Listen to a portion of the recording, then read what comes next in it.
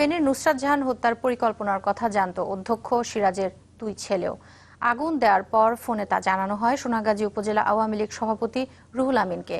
হত্যা মামলার আসামি শাহাদাত হোসেন শামীমের জবানবন্দিতে উঠে এসেছে এসব তথ্য। আর পরিকল্পনাকারী নুরুদ্দিন আগুন নেভাতে লোক দেখানো পানি দেয় নুসরাতের গায়ে। রাশেদ নিজামের রিপোর্ট। নুসরাত জাহান রাফি হত্যা মামলায় এজাহারভুক্ত 8 আসামির সবাই গ্রেপ্তার হয়েছে এরই মধ্যে। এজাহারের বাইরে থাকা উম্মে সুলতানা পপি ও কামরুন্নাহার মনিও পুলিশের হাতে। 14 এপ্রিল ফেনীর আদালতে জবানবন্দি দেয় 2 আসামি নুরুদ্দিন ও শাহাদাত হোসেন সেলিম। তাদের বক্তব্যে উঠে আসে নুসরাতের গায়ে আগুন দেওয়ার পরিকল্পনা ও বাস্তবায়নের আদ্যপান্ত।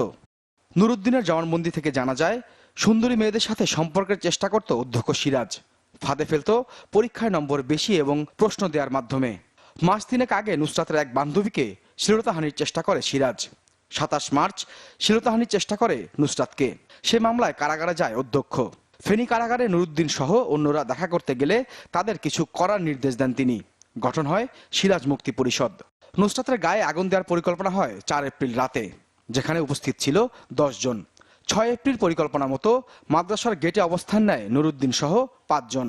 সাইক্লোন সেন্টারের নিচে থাকে 2 জন। নুসরাতের গায়ে আগুন দেওয়ার পর সে দৌড়ে নিচে চলে আসে। আগুন নেভাতে লোক দেখানো পানি নিয়ে আসে নুরুদ্দিন। এমনকি হাসপাতালে নিতে সিএনজি অটোরিকশাও ঠিক করে দেয় সে। পরে অন্যদের সাথে কথা বলে ময়মনসিংহে আত্মগোপনে যায় নুরুদ্দিন। এইটা আমরা তদন্ত করে দেখি কার কোথায় অবস্থান ছিল এবং সেই বিষয়ে এই জন্যই আমরা বলছি যে এগুলোর সত্যতা যতটুকু যা আছে সেটুকু আমাদের আস্তে আস্তে বার করতে হবে।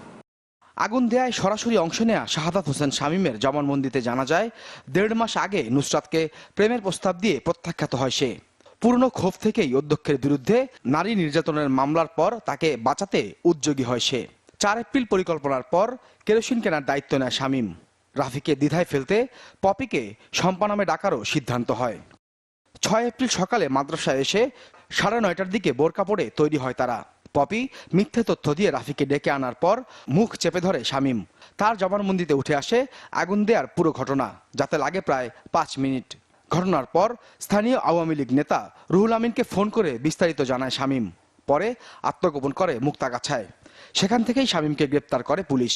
এই মামলায় আমরা আসলে যে যতই রাজনীতি করুন, যে যতই ক্ষমতাবান হোক, যে পার্টি করুক কিনা, আমরা এই বিষয়টি কোনোভাবেই আমলে নেব না এবং বিশেষ করে তো এই মামলায় নাই, যেখানে মাননীয় রাশেদ নিজাম, চ্যানেল 24, ঢাকা।